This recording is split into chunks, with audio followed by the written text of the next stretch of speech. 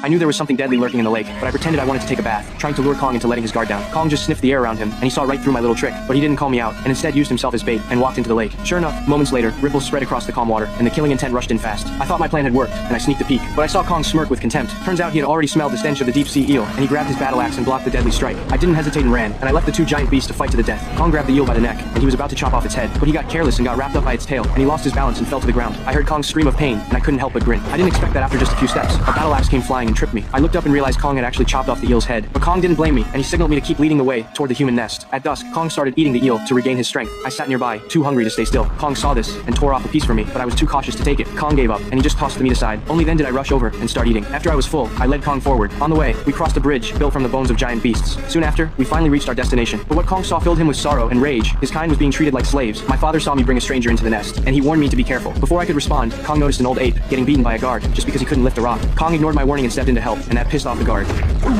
Scar King heard someone had entered his territory to challenge his authority, and he came out from the shadows with a roar. Scar King was someone you could never look in the eye, and everyone bowed their heads wherever he went. Scar King walked straight up to Kong, and he sized up the intruder. He quickly noticed Kong had metal teeth, and he burst out laughing. I didn't get it, and I awkwardly laughed along. I didn't know that, by bringing Kong into the nest, I was going to be punished by Scar King. My father rushed forward to protect me, and he begged the leader for forgiveness. But Scar King turned around, and he kicked my father into the lava without mercy. Kong saw how cruel this tyrant was, and he let out a furious roar. Scar King didn't flinch, and he signaled his men to clear the area he was going to kill Kong himself to defend his authority. With the apes pounding their war drums, the battle between two kings officially began. Scar King struck first, with the range advantage of his bone whip.